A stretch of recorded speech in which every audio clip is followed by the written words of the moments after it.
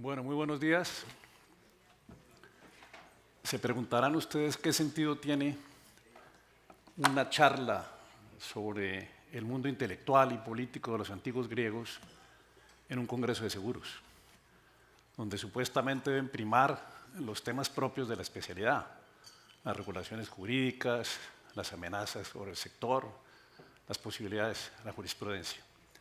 Pero, desde luego, si ustedes son lectores habituales de mi querido y admirado amigo Jorge Humberto Botero, a quien le agradezco enormemente esta sorpresiva y muy grata invitación, se habrán dado cuenta que suele terminar sus artículos con algún texto literario, generalmente una brizna poética, poniendo algún verso de José Emilio Pacheco, o de su preferido Borges, o de Wisława Szymborska, Premio Nobel de Literatura.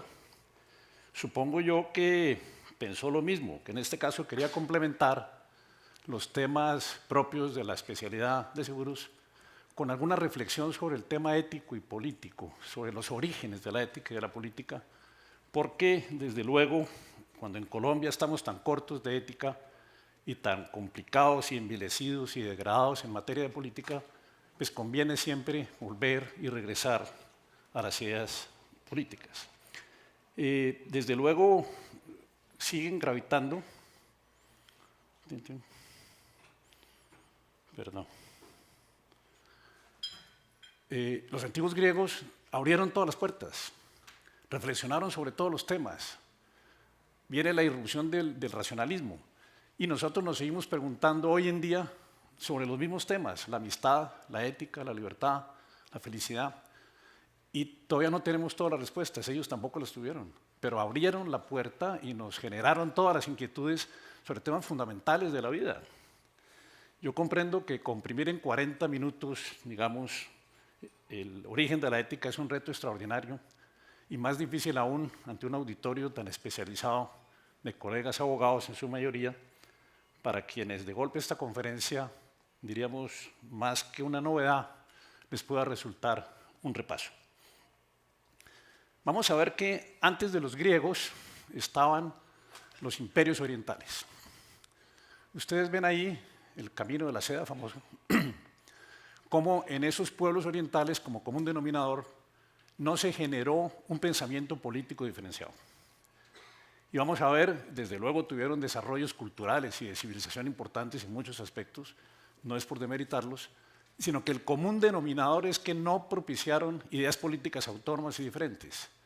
¿Por qué razón? Porque padecieron siempre sistemas políticos dogmáticos, dictatoriales, imperiales, donde el individuo como tal no tenía ninguna cabida. El pueblo no tenía participación. Ahí ven ustedes cómo estaban dominados por emperadores, por faraones, por sultanes, que hacía que el individuo no tuviera participación política alguna.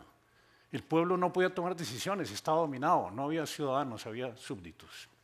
En consecuencia, no hay en el Antiguo Oriente un legado de ideas políticas autónomas, porque para que existan ideas políticas autónomas tiene que existir libertad.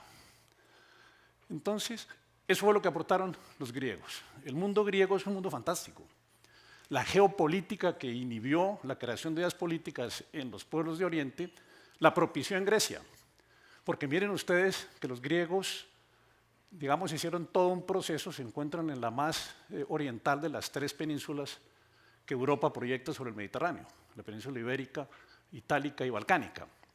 Este mundo mediterráneo, un mar donde se encuentran tres continentes, el continente asiático, el continente europeo y el norte del África, permitió la movilización de los griegos que venían, digamos, desde las partes de Europa, los indoeuropeos, hacia el siglo XII, XIII a.C., empieza un proceso migratorio para poblar toda la península balcánica y todo el conjunto de islas aquí. También en Creta se desarrolla una cultura famosa, la cultura minoica de Minos, la famosísima leyenda del Minotauro de Creta que hemos oído todos, que pasa a la parte de Micenas y genera una cultura micénica aquí en el Peloponeso. Y Atenas, que está por acá, se convierte en el centro fundamental de la política. Después de vencer a los persas en las guerras médicas, se consolida como la dueña, digamos, de todo un imperio y produce una transformación fundamental hacia la democracia. El tema fundamental es que se desarrolló una cultura urbana impresionante. Los orientales vivían en extensiones muy lejanas. El imperio chino, mongol, la India, el imperio persa, imperios gigantescos, pero sus asentamientos territoriales fueron como enquistados en la tierra. No se movían, entonces no se podían comparar unos con otros y eran objeto de esa dominación. Los griegos aportan la movilidad, el movimiento, moverse. Heráclito decía que todo se movía, había una dialéctica de contrarios, pero nadie se baña 2 veces en un mismo río, porque ya pasó el río, todo cambia. Entonces la mentalidad de los griegos es que si todo cambia, también podemos pensar políticamente. Y entonces esa mentalidad de cambio va a producir realmente una conmoción impresionante de personajes que la geografía, la geopolítica, al propiciar, digamos, toda esa urbanización, hace que las ciudades estén cerca unas de otras, que se puedan comparar. Pásmense ustedes, Aristóteles hizo un estudio constitucional comparativo de 158 constituciones políticas de ciudades griegas, de poleis. Impresionante. Y en ese proceso los griegos humanizaron los dioses. Era el primer requisito, es decir, salirse de la dogmática, salirse de los dioses miedosos, de los dioses lejanos, inabordables, inaccesibles, y generar diálogo con los dioses, los humanizan. Los dioses griegos se emborrachan, el famoso Baco. Y también en esa concepción de quitarle el miedo al tema religioso, se abrió la posibilidad de pensar políticamente.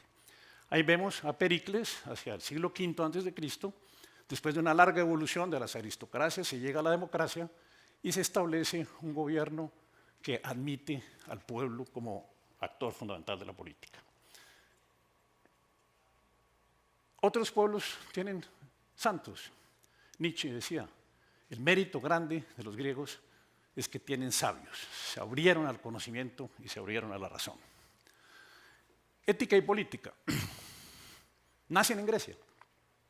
Diríamos como poco leyenda, la primera aproximación al concepto de ética y política proviene de Protágoras de Abdera, en un relato que hace Platón en el Protágoras, donde nos cuenta el mito fundamental de Prometeo.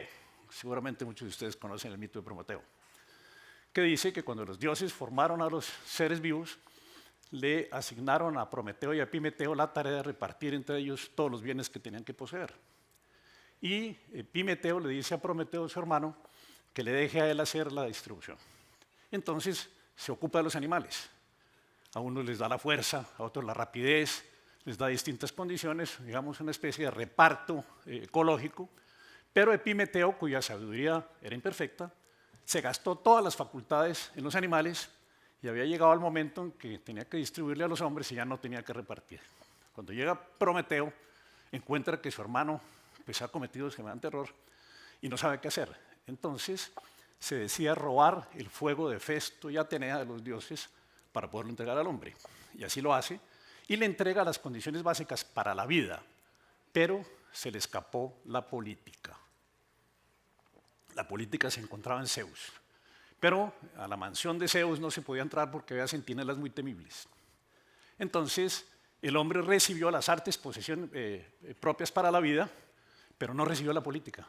Y entonces empezaban a formar ciudades, pero se enemistaban, entraban en guerra. Hobbes, muchos años después, va a decir que el hombre se convierte en un lobo para el hombre en un estado previo de naturaleza. Entonces, Zeus, preocupado con que la raza humana pudiera desaparecer, decide entregarle la justicia y la ética, la política a través de la justicia y la ética. Y manda a Hermes, el dios correo, a que la distribuya. Hermes le pregunta, ¿cómo debe distribuir la justicia y la ética entre los hombres? Entonces dice, entre todos. Porque si solamente unos tuvieran parte de la ética y de la justicia, no habría posibilidad de entrar en acuerdos de convivencia y los hombres volverían a la guerra. Entonces, Protágoras es como el, digamos, primer receptor de cómo los hombres recibimos la ética y la política, para que en las ciudades existan lazos de amistad. La ética tiene que ver con el comportamiento y la política tiene que ver con la organización y también con la convivencia. Ética y política, pues desde luego la ética, mirada en términos generales, pues es como rama práctica de la filosofía, es la que se ocupa de la conducta humana. Digamos, ética viene de ethos, del griego, que es comportamiento, conducta, también costumbre. Y la ética tiene que ver con la valoración de las conductas humanas en términos de bien y de mal, y asociada a las virtudes. Para los griegos, las virtudes eran la fuerza, la vis, la capacidad de hacer las cosas bien. Y cada uno es dueño de su manera de hacer las cosas bien, y todo tendiente hacia un concepto básico del cual hoy se habla mucho, la felicidad. Ustedes ven que en todas partes hay foros sobre la felicidad, se habla de la felicidad, que hay que ser felices. Pues sí, para los griegos el ethos final, la teleología, es que todas las conductas humanas tienen que desarrollarse en torno a ese principio. En la dimensión personal, digamos, la ética tiene que ver con las decisiones que tomamos nosotros. Todos estamos influidos por una serie de codificaciones, por la educación, pero ya la ética individual nos deja a nosotros libres para tomar nuestras decisiones. Y ahí recuerdo, hace unos años, unas 3 semanas antes de morir, Carlos Gaviria Díaz, un hombre muy lúcido, un hombre muy liberal y excelente conferencista, en una conferencia en el Gimnasio Moderno, creo que fue la última que él dio, sobre los valores de la educación y para la democracia, y trajo a cuento básicamente 2 anécdotas. Una de Pico de la Mirandola, que es un humanista del Renacimiento, que provocó una bellísima oración. Se llama la oración por la dignidad humana, donde hace un relato fundamental de cómo, recogiendo el tema de ahorita de Protágoras, del mito de la creación, cómo a los hombres se nos dio una facultad que no se le dio a los animales. La preciosa facultad de definir nosotros nuestro propio destino. Nosotros somos los arquitectos de nuestra propia vida. Y entonces la ética es cómo nos comportamos, y cómo nos comportamos en la vida social, porque la ética no se predica del hombre solo. Y produjo un texto bellísimo que les quiero leer. Dice, el discurso de la dignidad humana de Pico de la Mirandola. Oh Adán, no te he dado ningún puesto fijo, ni una imagen particular, ni un empleo determinado. Tendrás y poseerás por tu decisión y elección propia aquel puesto, aquella imagen y aquellas tareas que tú quieras. A los demás les he prescrito una naturaleza, a los animales, regida por leyes. Tú marcarás tu naturaleza según la libertad que te entregué, pues no estás sometido a cauce alguno. Te puse en medio del mundo para que miraras placenteramente a tu alrededor, contemplando lo que hay en él. Tú mismo has de forjar la forma que prefieras para ti, pues eres el árbitro de tu honor, su modelador y diseñador. Con tu decisión puedes rebajarte hasta igualarte con los brutos o puedes levantarte hasta las cosas divinas. Una maravilla. El texto precioso, bellísimo. Somos dueños de nuestra propia vida y así tenemos que entenderlo. Y contó también en esa conferencia una anécdota de Jean-Paul Sartre, el existencialista. Estaban en la guerra, la ocupación de París por los alemanes, y un alumno se acercó un día a preguntarle, maestro, tengo un gran dilema y necesito que usted me ayude a resolverlo. El dilema es que mi madre está enferma gravemente, soy hijo único en este momento, está sola, y creo que por deber filial tengo que quedarme con ella. Pero por otro lado, quiero alistarme para defender a la patria. Estamos en guerra, estamos invadidos. Quiero ir a Inglaterra, alistarme en el ejército de la resistencia. Y entonces, resuélvame, maestro, este dilema porque no he podido resolverlo. ¿Qué le dice Sartre? Le dice, recurra a Kant. Todos sabemos que la regla de oro de Kant es que tu conducta sea de tal naturaleza que pudiera erigirse en conducta universal. En consecuencia, el deber filial es una conducta que puede convertirse en norma universal. Y del mismo modo, la defensa de la patria es conducta que puede también convertirse en norma universal. De modo que yo no puedo decir por usted, el único que puede decir es usted. La libertad humana es que usted tiene que tomar la decisión. Entonces, aprenda a tomar sus decisiones. Una belleza de texto. Me pasó cuando me invitaron a ser profesor de ideas políticas en la Javeriana hace muchísimos años. Y entonces, pues yo tímido me acerqué a la decanatura, no sé si aquí algunos que conocieron al padre Giraldo, que despertaba naturalmente un temor reverencial enorme.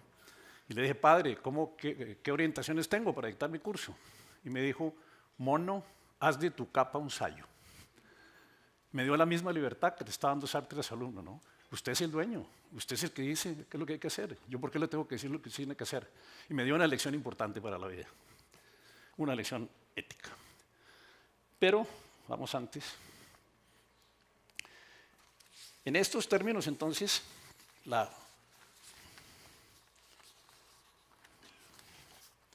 la política, por su parte, desde luego, también viene del griego, porque política viene de polis, politeia, política, politique.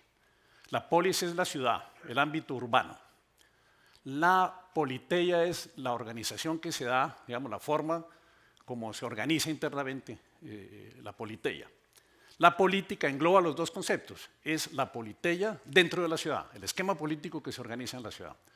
La politique tiene que ver con las estrategias para alcanzar y preservar el poder.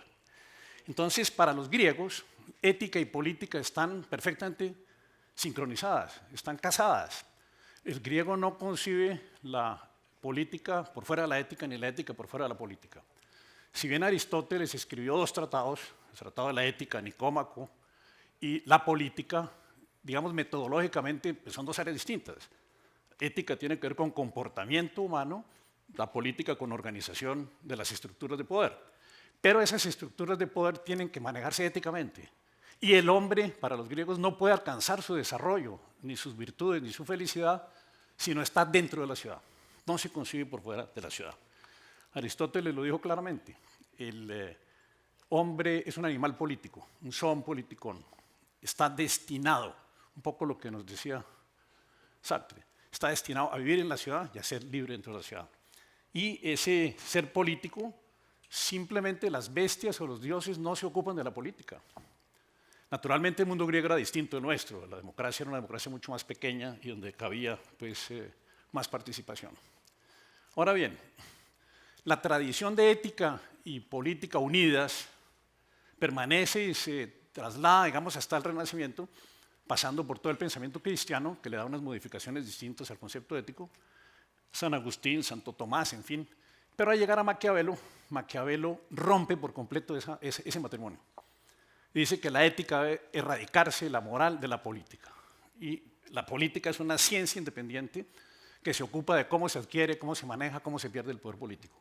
Pero no tiene nada que ver con la ética ni la moral. Al príncipe no le interesa la conducta buena o mala. La ética nos habla de bien y de mal. ¿Qué le interesa? Si un gobierno es eficaz o no para mantener la convivencia y para manejar, digamos, una situación dentro de un pueblo. Entonces, uno diría que dicen que Maquiavelo dijo que el fin justificaba los medios. Ahí está la frase, pero esa no la dijo nunca Maquiavelo. No hay ningún texto donde uno encuentre esa frase, pero la podemos inferir básicamente de todas sus obras, donde realmente habla de cómo el príncipe puede incumplir sus compromisos, cómo puede manejar incluso la violencia rápidamente, en fin, entonces tiene toda una capacidad de formar, digamos, un gobierno por fuera de la ética. Este divorcio, digamos, es un divorcio que tiene mucho que ver con el envilecimiento de la política después, hacia futuro. Y uno pensaría que, digamos, esta situación de este divorcio puede conducir a una decadencia muchas veces de los valores éticos. Es decir, la política es una cosa por un lado y la ética por otro, y no nos importa la ética. Pues uno ve cómo ese puede llegar a un desvalor de la política. Y eso ha conducido, hoy en día uno ve con gran preocupación, cómo los estudios humanísticos se vienen marchitando en las universidades, en todo el mundo, no solo en Colombia, en Europa. Nucio Ordine, un profesor universitario italiano, escribió un libro impactante, La utilidad de lo inútil, diciendo un poco cómo este marchitamiento de los estudios humanísticos está llevando a esta frialdad, a esta antiética, a esta corrupción. Y en realidad es porque Las universidades están midiendo más por un rasero de utilidad práctica. Les interesa más, ya no tienen, dice, estudiantes, sino clientes. Y están regidas por las leyes del mercado. ¿Qué necesita? ¿Qué profesional necesita el mercado? ¿Qué abogado necesita? Entonces uno dice, en la Javeriana, por ejemplo, yo he dictado ideas políticas en el currículo central y la quitaron, la pasaron a una materia alternativa o electiva y la abrieron a otras personas y entonces dejó de estar en el currículo central. Entonces uno dice, ahí los estudios humanísticos pues están perdiendo ese valor. Entonces ya no pensamos sino en generar buenos profesionales, pero no buenos ciudadanos. Bueno, vamos a ver entonces el mundo griego. Nos presenta esta alternativa del siglo VI al siglo III a.C., filosofía presocrática y postsocrática, donde la primera aparición de filosofía tiene que ver con la filosofía que llamamos filosofía natural. Son los físicos, son los primeros pensadores. Ahí la historia nos relata el caso de Tales de Mileto, fue el primer filósofo. La filosofía apareció en Jonia, en el siglo VI. Tales es un personaje interesantísimo. Imagínense ustedes que previó un eclipse solar total en el año 585 a.C. Fue el primero que midió las pirámides de Egipto, la altura de las pirámides por sus sombras. Además, Platón cuenta una leyenda de una esclava tracia que se burló de él, porque como vivía mirando el cielo, las estrellas y el universo, un día se cayó en un pozo. Entonces le decía, usted por mirar el cielo no se está ocupando de la tierra. Se burlaban de él porque decía que los filósofos viven, no producen. Entonces los filósofos pensando todo el día ahí sentados son unos inútiles sociales. Él se quedó callado y previó científicamente, ese es un cuento de Aristóteles, en la política, que vendría una extraordinaria cosecha de aceitunas. Cogió unos préstamos bancarios con los amigos, con la familia, y alquiló todos los molinos que había en la ciudad, en Mileto y en la isla cercana de Quíos. Vino, tal como él había predicho, una cosecha extraordinaria, y todo el mundo necesitaba los molinos, y entonces ¿quién tiene los molinos? Tales de Mileto, el filósofo, el inútil. Entonces los arrendó y abusó seguramente de las leyes de la oferta y la demanda, puso los precios a su antojo y se enriqueció y les dijo, a mí no me interesa enriquecerme, ni el dinero, pero les puedo demostrar que los filósofos también podemos estar aterrizados en el mundo. Él dijo que el primer principio fue el agua. Estos filósofos, no vamos a hacer mucho énfasis en ellos, simplemente buscaron explicaciones racionales que no tienen que ver con la mitología, que no tienen que ver con los dioses, con la divinidad, que es la materia, de qué está hecha. Entonces el mérito gigante es que abrieron las puertas al pensamiento racional. Son maravillosos por eso. Protágoras viene a formar parte del segundo grupo de pensadores, que son ya los sofistas, cuando la filosofía se vuelve antropológica. Evolucionamos de la filosofía física a la antropológica. Los sofistas fueron un grupo de pensadores increíbles. Platón se ocupa de ellos en el 70-80% de su obra, pero para denigrarlos. Ustedes saben que la fama de los sofistas es ser como maestros del error, de la equivocación, ¿no? Y tienen muy mala fama porque Platón se ocupó de desvalorizarlos. Dijo cosas tan terribles como que eran comerciantes del saber. ¿Saben por qué? Porque cobraban por sus lecciones. Platón era un aristócrata, era un hombre adinerado, no tenía que trabajar, no concebía que unos maestros de enseñanza que no tenían recursos pudieran cobrar por sus lecciones, entonces los denigró por eso. Pero se ocupa Platón de ellos en el 90% de su obra. Y es interesante ver entonces el caso de Protágoras, fue el primer pensador demócrata, por el mito que acabamos de relacionar. Fue el primer pensador que se ocupó del tema del derecho penal, para mirar el derecho penal no como una venganza de tipo animal contra los delincuentes, sino como un proceso educativo de regeneración de los delincuentes. Es una teoría humanística de la pena que es fabulosa. Y también pues era profesor de abogados. Aquí creo que la mayoría de ustedes son abogados. Pues imagínense que él, como profesor de abogados, pactó un día con su discípulo Evatlo enseñarle la oratoria forense por cierta paga. Y pactó que le diera la mitad de los honorarios de entrada, caros, y la otra mitad cuando participara en algún pleito y lo ganara, de tal manera que quedara confirmada la eficacia de su enseñanza. Le enseña la oratoria forense. Pero Evátero no participaba en ningún proceso. Pasaba el tiempo, y Protágoras, seguramente urgido por algún dinero, lo llamó y le dijo, mira, he tomado una decisión. Como no participas en ningún proceso y no se genera la condición que hemos pactado, te voy a demandar ante los jueces. Decidí demandarte ante los jueces para obligarte a participar en un proceso, dice el maestro. De tal manera que de cualquier forma que este proceso salga, me tienes que pagar. No hay nada que hacer. Porque si los jueces te condenan a pagarme, pues me tienes que pagar por una sentencia judicial de los jueces. Pero si me ganas el pleito, me tienes que pagar porque ese es nuestro pacto. El alumno se queda mirándolo y le dice, oh querido maestro, por las mismas razones tal vez yo no debo pagaros. Porque si los jueces me absuelven, no debo pagarte por sentencia de los jueces que me absuelven. Y si me condenan y pierdo el pleito, no debo pagarte por nuestro pacto. Un hombre inteligente. Y llegamos a Sócrates. Vimos en el cuadro que parte la filosofía en dos, la presocrática y la postsocrática. Un hombre muy curioso y muy particular. No escribió una sola línea, como Jesucristo. Ágrafo total. Se pregunta uno por qué pudo partir la filosofía. Un hombre que no tenía ningún atributo físico. Era gordo, bajito, barrigón, los ojos saltados como vacunos. Y era un hombre que vivía por las plazas, por las calles. Fue un filósofo de la oralidad. Sócrates no fue un filósofo de gabinete.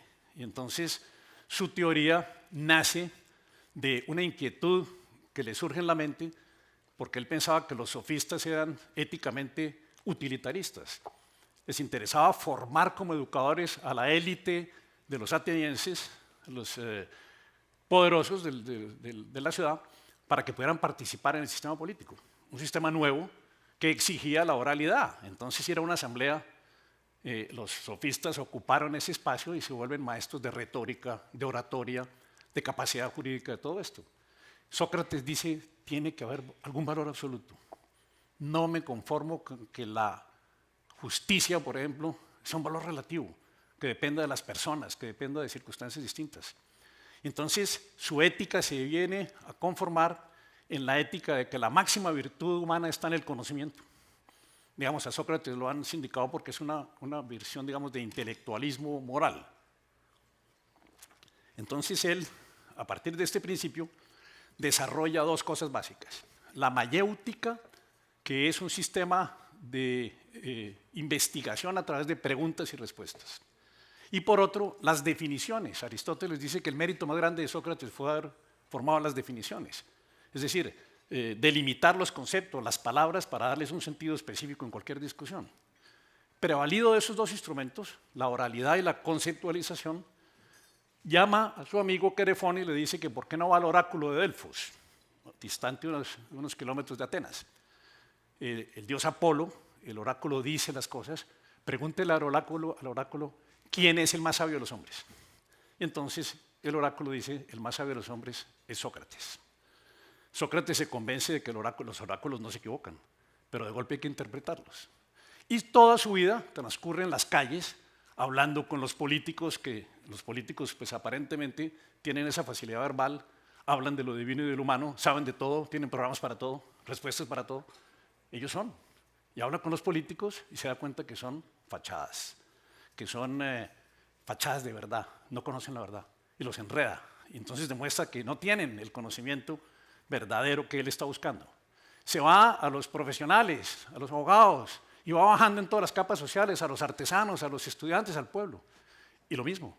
Y llega a la convicción de que ciertamente el oráculo tenía razón, porque solo sé que nada sé. Soy el único consciente de la ignorancia. Y entonces esa ignorancia, pues básicamente conocer la ignorancia es como borrar el tablero y partir de cero para construir el conocimiento, que es lo que va a hacer Platón con su obra. Digamos que Sócrates fue procesado, este sistema generó muchos enemigos y entró de alguna manera en colisión con el sistema democrático. Porque si la virtud máxima está en el conocimiento, ¿quién debe gobernar?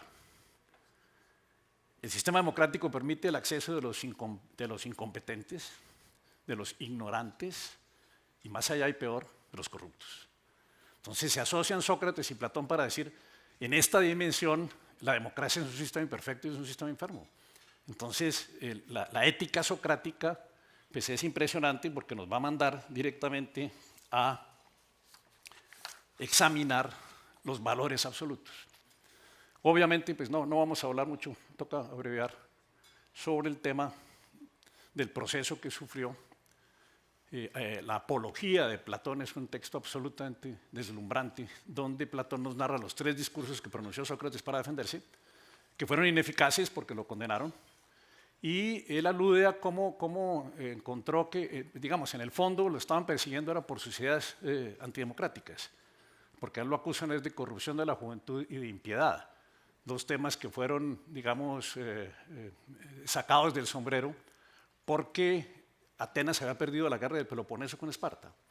Y después de una reconstrucción, de que los espartanos estaban dominando y montaron una dictadura, vuelve la democracia y sacan una ley dando amnistía a las personas que estuvieran en contra de la democracia, y Sócrates se vio beneficiado por eso, entonces inventaron lo de la corrupción y lo de la invención de los dioses. Pero bueno, el tema Sócrates muere con una convicción total de que él no va a variar sus ideas. En Grecia, por ejemplo, condenada a una persona le daban la oportunidad de fijarse la pena. Cuando era una pena de muerte, la persona proponía un destierro y fácilmente lo aceptaban. Entonces, ¿qué ocurrió? Que Sócrates, cuando le dicen que proponga su pena, dice que si él no ha cometido injusticia contra nadie, tampoco va a cometer una injusticia contra sí mismo. De tal manera que el único castigo que él merece por haber educado a la gente, por haberla pellizcado, por haberle dicho a los jóvenes que no se preocupen de las riquezas, de la gloria, del poder, antes que de sí mismos, de su conciencia y de su corrección como seres humanos, entonces que lo que merece es quizás un premio. Y plantea ser alimentado en el Pritáneo, digamos el mayor honor que la democracia podía brindarle a sus hombres. En consecuencia, ante esa arrogancia de proposición, se sumó un número mucho más grande de votos y lo condenaron a muerte. En las conversaciones con Critón en la cárcel, van a proponerle que se evada. Sócrates es el gran maestro, ¿cómo van a asesinar a la filosofía? Tiene que escapar ese maestro. Sobornaron a los guardas para que dejaran la prisión abierta y él por la noche subrepticiamente pudiera salirse y evadirse. Y Sócrates hace la más bella reflexión sobre el valor de la legalidad. Esa es su ética. Las leyes pueden ser buenas o malas, pero hay que cumplir incluso las leyes malas para no estimular a los malos a que incumplan las leyes buenas. Se queda sentado sobre una piedra y dice, las leyes me dieron todo. Aquí me casé, tuve mis hijos, pude ejercer mi magisterio libremente en un sistema democrático que no comparto, pero pude tener ese ámbito de razonamiento. En consecuencia, sería como deshonrar a la diosa justicia.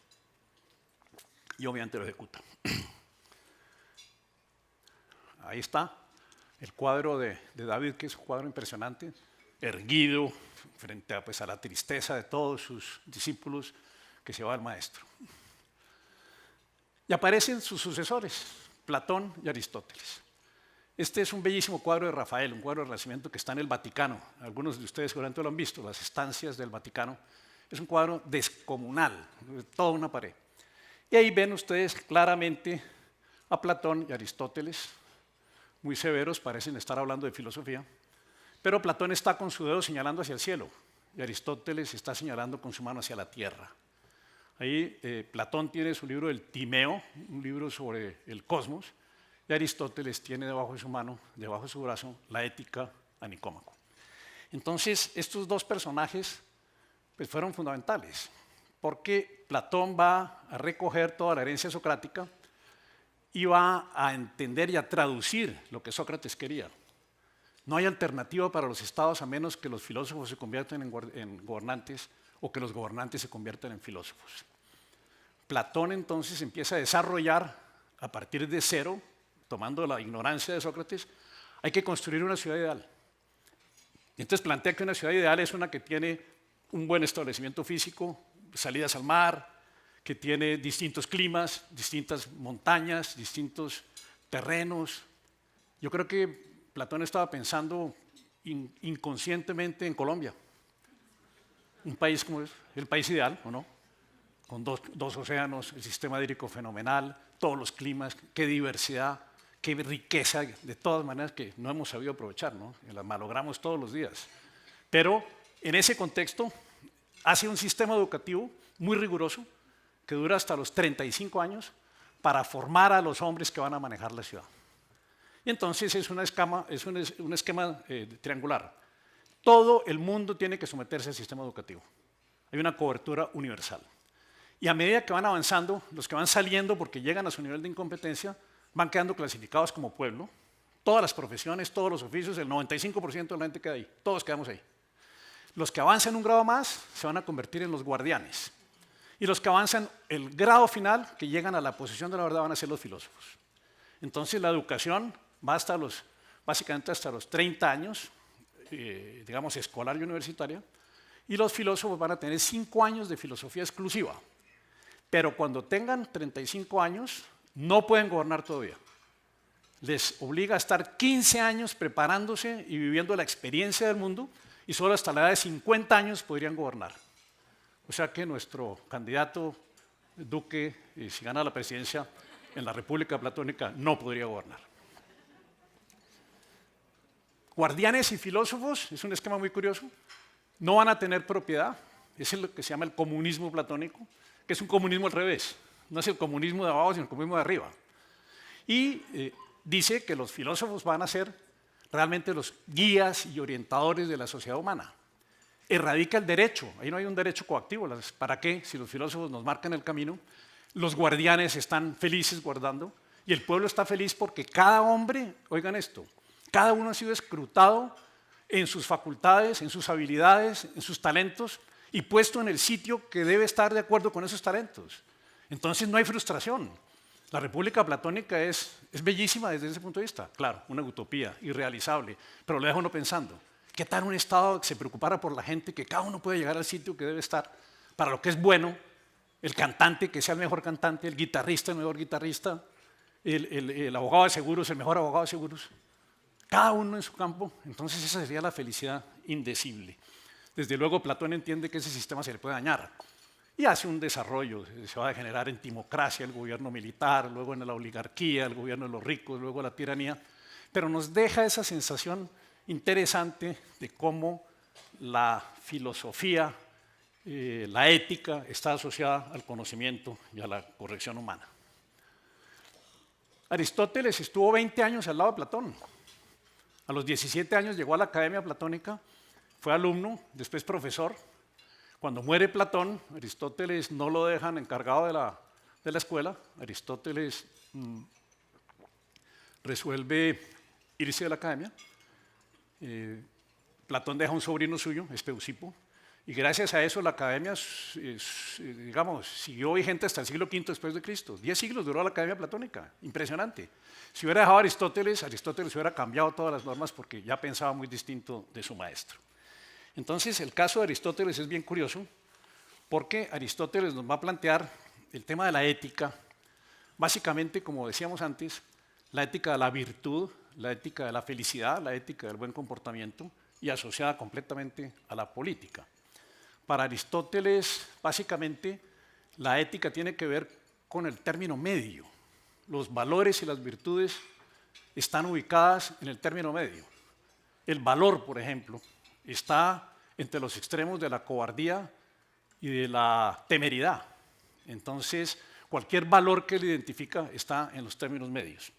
Y como miembro de la clase media que era, va a tener una teoría política de la clase media también. Él es amigo de Platón, pero es más amigo de la verdad. Y entonces va a construir un sistema político muy interesante, porque nos va a decir que en cualquier constitución y en cualquier situación de poder, básicamente el elemento estable y fijo es el poder. Los elementos variables son el orden y la libertad. Ahí lo vemos. Ese péndulo se puede mover entre el orden y la libertad. Toda constitución política es eso, orden y libertad. ¿Cómo jugar con ellos? La inquietud de Aristóteles es salirse de la teoría utópica platónica y entender la política como la mejor forma de organizar la convivencia humana con los elementos de la realidad. Por eso miraba hacia la tierra. Entonces, en esta ecuación, mírenlo clarísimo, si el poder se une solamente al orden, ¿qué pasa? Tenemos despotismo, ¿no? Si nos vamos para el otro lado, el poder se alía con la libertad, nos vamos al extremo de la anarquía. Entonces, ¿cuál es la solución? El equilibrio constitucional. Y el equilibrio constitucional es básicamente, como podemos ver, que estemos ubicados en la mitad, donde vamos a tener orden y vamos a tener libertad. Entonces, el tema del equilibrio es esencial ahí. Él juega también con dos formas que son extremas. Todos sabemos que Aristóteles fue el primero que sistematizó una teoría de las formas de gobierno. Después de haber estudiado 158 constituciones políticas, resolvió hacer una síntesis y condujo a una teoría de formas de gobierno basada en dos criterios: el número de personas y si la forma es buena o mala. Número de personas: si gobierna uno y gobierna bien, la monarquía. Si gobierna mal, la tiranía.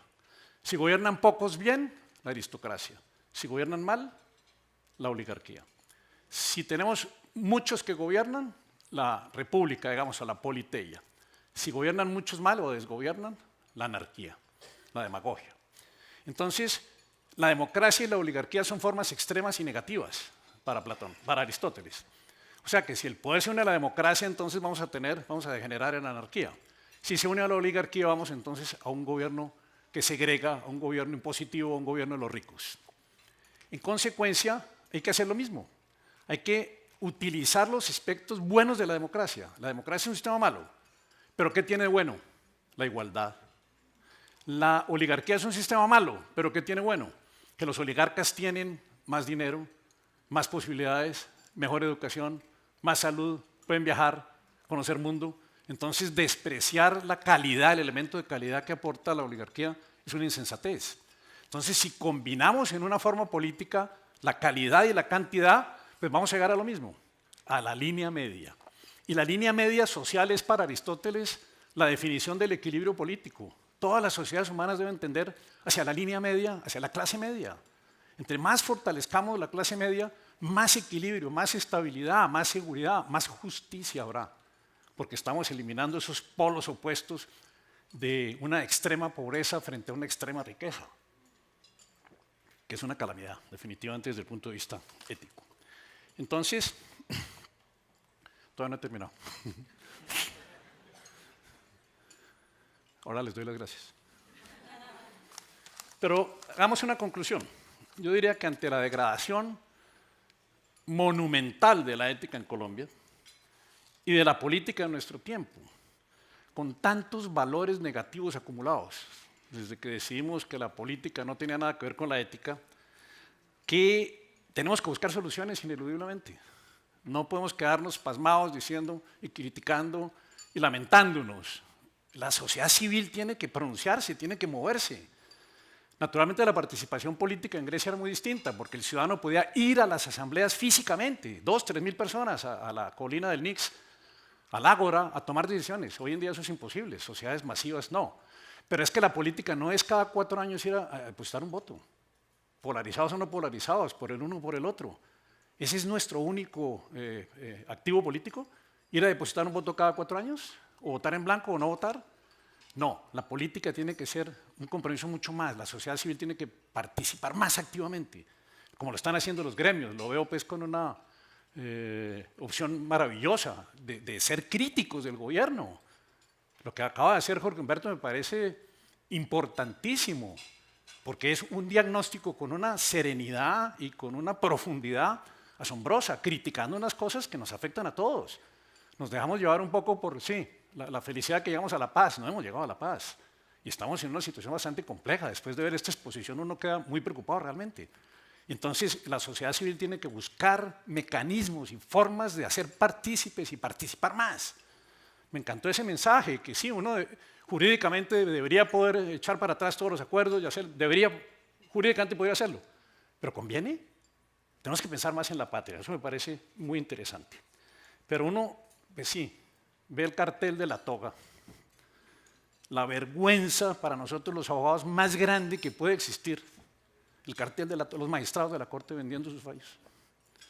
Cuando ve uno los falsos positivos para ganar premios y ventajas de ascensos, criminalizar la acción, es una cosa absolutamente descomunal, es decir, es una cosa desgarradora, es una cosa que Claro, nos hemos acostumbrado aquí tanto a la muerte que llegamos a cierta banalización, ¿no? Como decía Hannah Arendt, hablando de los judíos y Eichmann, que no, ya el mal se vuelve tan corriente que la gente lo ve como una cosa normal. Los escándalos de corrupción en la contratación pública, todos los días. El permanente irrespeto por los derechos, la improvisación, tantas calamidades. Yo creo que hay que, para empezar, revivir los estudios humanísticos, volver a hablar de filosofía, volver a hablar de ética, volver como a recuperar valores, mucho más allá de los antagonismos. Y pienso que en Colombia la política se degradó porque se acabaron los partidos políticos. La derrota estrepitosa del partido tradicional, el Partido Liberal en Colombia, no tiene nombre. No llegaron al umbral, un partido político, el Partido Liberal. Los partidos son la esencia de la democracia. Tenemos que preocuparnos, aquí tantos jóvenes que hay. ¿Qué es recuperar la política? Que salga una persona y diga, yo soy importantísimo, yo soy muy querido, voten por mí, yo formo un movimiento que se va a llamar Viva Colombia o el futuro. No, partidos organizados, con programas definidos, que puedan ir al gobierno y después a la oposición, que construyan, que haya una militancia. Si no hacemos eso, vamos a seguir siempre en una democracia incompleta, maltrecha, insuficiente, donde realmente va a estar manipulada, como decían Sócrates y Platón, por los ignorantes, por los incompetentes y por los corruptos. Platón, para terminar, desilusionado del reformismo inmediato. Platón trató de convertir a un tirano en Siracusa en filósofo y se fue y trató de convertirlo a la filosofía. ¿Y qué le ocurrió? Pues que salió despedido, lo vendieron como esclavo, un amigo se lo encontró en un mercado de esclavos y se aterró y lo compró y lo liberó, y entonces él sintió que el mundo de la política es un mundo muy complicado. Alguien decía que el mundo de la política es lograr los propósitos de Dios, pero con los procedimientos del diablo. Y entonces entendió que el mundo político es un mundo desgarrador, es un mundo donde los seres humanos nos mostramos en nuestras peores visiones. Y entonces decía, no hay que reformar la ciudad por decreto. Esas leyes anticorrupción. Yo me acuerdo que un candidato decía, yo presenté 40 leyes anticorrupción. Y se sintió orgulloso de eso. Y yo decía, ¿cómo puedes sentirse orgulloso si esas 40 leyes aparentemente no sirven para nada? Seguimos más corruptos. Un país donde el líder de la fiscalía, el líder anticorrupción, es el más corrupto.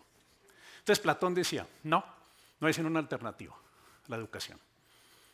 Es a muy largo plazo, le dicen. Sí, claro, es a muy largo plazo, está muy lejos. Hay que empezar a educar a la gente en el civismo, en la tolerancia, en el respeto por los derechos humanos. Hay que construir una civilidad. Y eso es muy demorado, eso es de muy largo plazo. Pero sí, nos pueden decir eso. Pero como reza el proverbio, como está tan lejos, hay que dar el primer paso. Muchas gracias.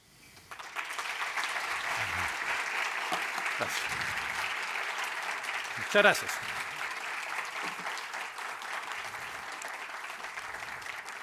Muchas gracias.